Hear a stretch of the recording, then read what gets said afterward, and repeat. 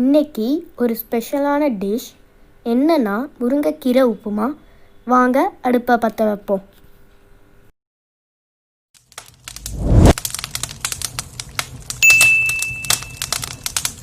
இன்றைக்கி நாம் பார்க்க போகிற டிஷ் ரவா உப்மா. அதுக்கு தேவையான பொருட்கள் என்னென்னு பார்த்துருவோம். ரவா 1 கப், பச்சை மிளகாய் 4, பெருசாக இருக்குதுன்னா 4, நான் கொஞ்சம் சின்ன சின்னதாக இருக்கிறனால ஒரு 4-5 எடுத்துருக்கேன். ஆனியன் 2, கேரட் துருவுனது கொஞ்சம், ஒரு சின்ன துண்டு இஞ்சி, முருங்கைக்கீரை கொஞ்சமாக. தாளிக்கிறதுக்கு தேவையான பொருட்கள்: கடலை எண்ணெய், கடுகு, உளுத்தம்பருப்பு, வேர்க்கடலை. அடுப்பை பற்ற வச்சுருவோம்.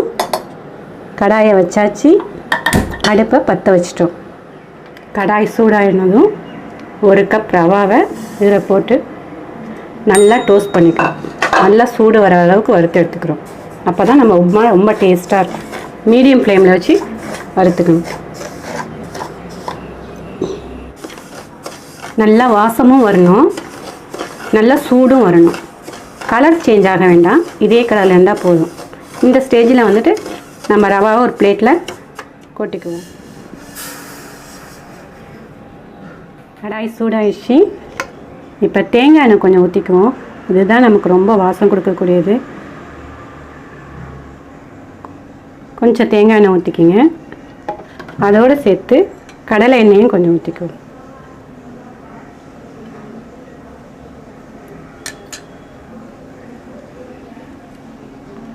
எண்ணெய் காயட்டும். எண்ணெய் நல்லா காயணும். கடுகு பொரிஞ்சாதான் எந்த ஒரு டிஷ் ஆனாலும் வாசம் கொடுக்கக்கூடியது. மெயின் காரணமே நமக்கு நல்லா கடுகு வந்து பொரியணும். எண்ணெய் சூடாயிடுச்சு, கடுகு போடுவோம். தேவையான அளவு கடுகு போட்டுக்கணும். கடுகு பொரிஞ்சதுக்கப்புறம் தான் உளுத்தம்பருப்பு, கடலைப்பருப்பு எல்லாம் போடணும். கடுகு நல்லா பொரிஞ்சிச்சு. ஒரு 1/2 ஸ்பூன் உளுத்தம்பருப்பு போட்டுக்குவோம். இதை ஃப்ரை பண்ணிக்கோங்க. இதோட கொஞ்சம் வேர்க்கடலையும் போட்டுக்குவோம். 1 ஸ்பூன் வேர்க்கடலையும் போட்டுக்குவோம். கொஞ்சம் ப்ரௌன் ஆகட்டும் உளுத்தம்பருப்பு.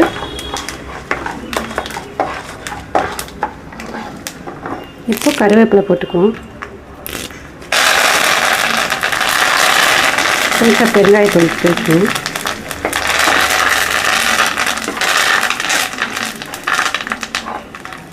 பச்சை மிளகாய் 4 எடுத்து வச்சுக்கதையும் போட்டுக்குவோம். இஞ்சி ஒரு துண்டு எடுத்து வச்சுக்கோம் இல்லையா, அதையும் போட்டுக்குவோம். வெங்காயம் 1 கப் எடுத்து வச்சுருக்கேன், அதையும் போட்டு நம்ம ஃப்ரை பண்ணிக்குவோம்.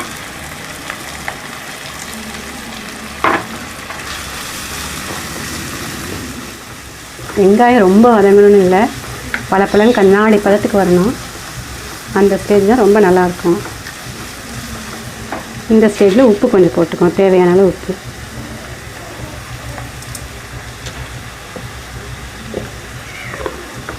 உப்பு வேணுங்க பார்த்துட்டு போட்டுக்குவோம். நம்ம 1 கப் ரவா எடுத்துக்கிறோன்னா 3 கப் தண்ணி ஊற்றிக்கணும். சில பேருக்கு ரொம்ப கொஞ்சம் இதோடு இருந்தால் பிடிக்காது. அதனால் கொஞ்சம் உங்களுக்கு பொலப்பொலன்னு வேணும் அப்படின்னு நினச்சிங்கன்னா 2.5 கப் தண்ணி ஊற்றிக்கிங்க. நான் இன்றைக்கி எடுத்துக்கிறது 3 கப் தண்ணி. இப்போது கேரட் எடுத்துக்கோங்க. கொஞ்சம் அது கொஞ்சம் நல்லாயிருக்கும் டேஸ்ட்டுக்கு. கொஞ்சமாக போட்டுக்கோங்க, ரொம்ப போட்டோம்னா ஸ்வீட்டாக இருக்கும். முருங்கைக்கீரை போட்டுக்கோங்க. இதுவும் நம்ம உடம்புக்கு ரொம்ப நல்லது. பசங்க டேஸ் இல்லை முருங்கைக்கீரை இருக்கிறதே தெரியாது, சாப்பிட்ருவாங்க. பாருங்கள் கொதிச்சிருச்சு. இந்த ஸ்டேஜில் கொஞ்சம் கொஞ்சமாக ரவா ஆட் பண்ணணும். எல்லாத்தையும் ஒன்றா சேர்த்து கொட்டிடக்கூடாது. கொஞ்சம் கொஞ்சமாக கொட்டிட்டு கிளறிட்டே இருங்க.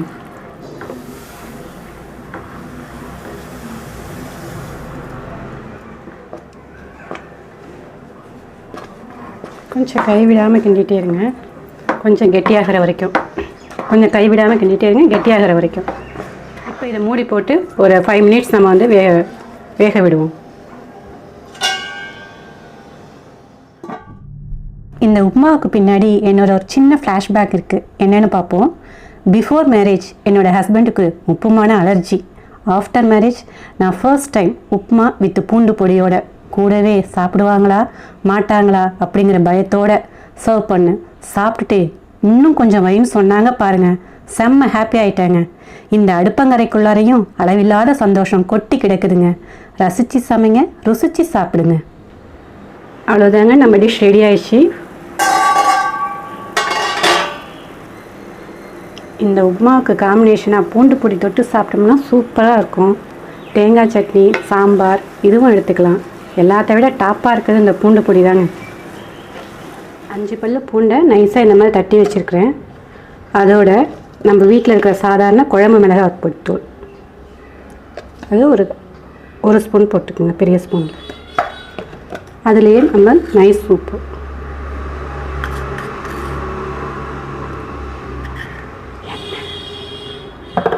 இதை நல்லா மேஷ் பண்ணிவிட்டு இதில் நல்லெண்ணெய் ஊற்றிக்கிங்க.